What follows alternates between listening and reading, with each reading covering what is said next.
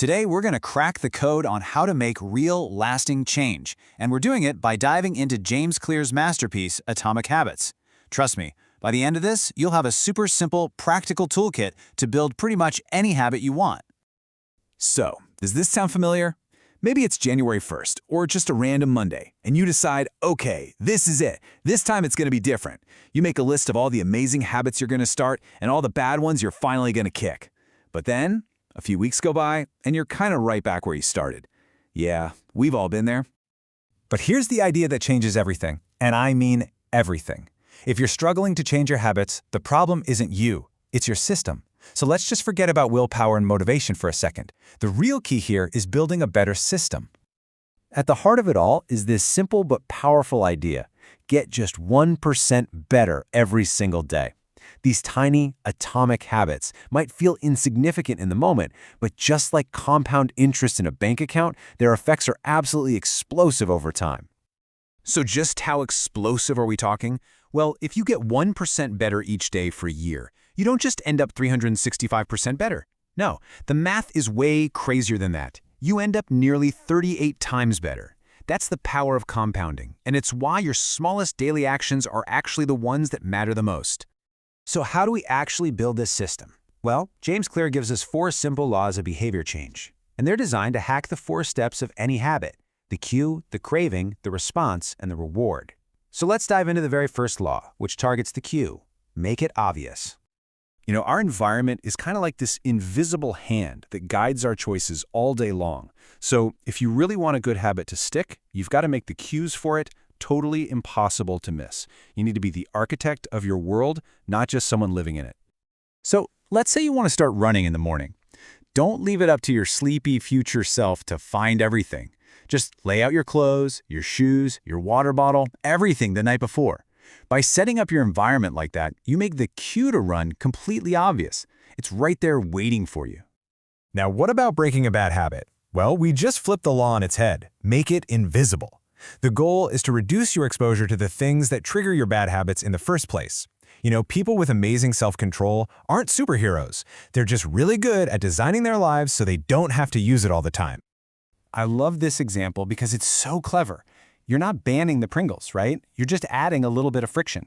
By making them a huge hassle to get to, the cue becomes pretty much invisible, and that bad habit just doesn't happen nearly as often. All right, let's move on to law number 2, which is all about the craving. The truth is, we're way more likely to do something if we find it attractive. This is all about dopamine, you know, that little chemical in our brain that drives motivation. And fun fact, the anticipation of a reward is often even more powerful than getting the reward itself. The strategy for this is brilliant. It's called temptation bundling. And all it means is you link something you want to do with a habit you need to do. This makes the new habit way more attractive because your brain starts to associate it with something you're already excited about. So for example, you could make a rule for yourself: you're only allowed to watch your favorite show while you're on the treadmill. Suddenly, your desire to find out what happens in the next episode literally pulls you through your workout. It's temptation bundling in its purest form. And to break a bad habit? You guessed it, we do the exact opposite. You make it unattractive. This is all about reframing your mindset. You have to highlight the benefits of not doing the bad habit, making those long-term consequences feel real right now. This is just so powerful because it takes an abstract idea, too much sugar, and makes it painfully real. I mean, you can ignore a number on a can, but you can't ignore a giant physical mountain of sugar sitting on your kitchen counter. That visual creates such a strong negative feeling that it makes the habit deeply unattractive. Okay, on to law number 3. Make it easy. This one is all about the response part of our habit loop. And the idea here is super simple. As humans, we are wired to take the path of least resistance. So we need to reduce the friction, the number of steps between you and your good habits. A lot of us fail because we try to do too much too soon. The 2-minute rule completely fixes this. It helps you master the art of just showing up. The goal is to create a tiny gateway habit, something so ridiculously easy that you just can't say no to it. See the trick? The goal isn't to run a marathon on day 1. It's just to master the habit of putting on your running shoes. Once you've shown up, the hard part is over. Continuing is often much easier than starting. So, to break our bad habits, you know the drill by now. We do the opposite. Make it difficult. We want to increase the friction. Put more steps between you and that bad habit. Even just a little bit of extra effort can be enough to stop you in your tracks. This shows you don't need a giant wall to stop a bad habit. Sometimes a small fence is enough.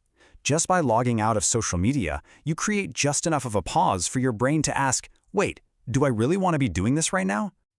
And that brings us to our final law, the one that deals with the reward and closes that habit loop. Make it satisfying. Think of it this way. The first 3 laws get you to do the habit this time. This 4th law is what makes sure you'll do it again next time.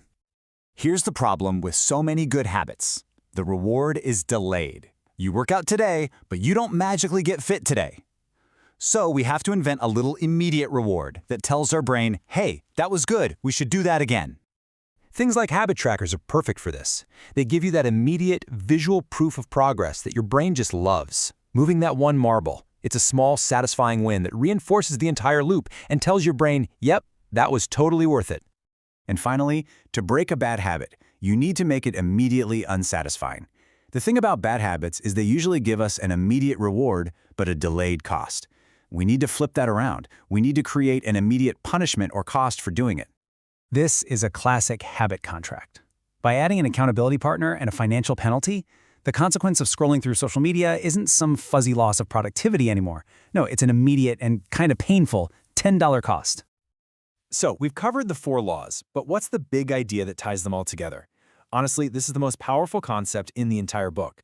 True behavior change is identity change. The real goal isn't just about what you want to achieve, it's about who you wish to become. Just think about that for a second. Your habits aren't just things you do, they're evidence of who you are. Every time you work out, you are casting a vote for being a healthy person. Every time you read a page, you're casting a vote for being a reader. Okay, so let's look at a typical goal. Someone might say, my goal is to run a marathon. That's all focused on an outcome, an event. But what happens after the race is over? A lot of the time, the motivation just disappears. But when you shift to an identity-based approach, you totally flip the script. The goal isn't the marathon. The goal is to become a runner. And what do runners do? Well, they run, consistently. The identity itself is what drives the behavior long after the race is over. So there you have it. That's the system in a nutshell. Make it obvious, make it attractive, make it easy, and make it satisfying.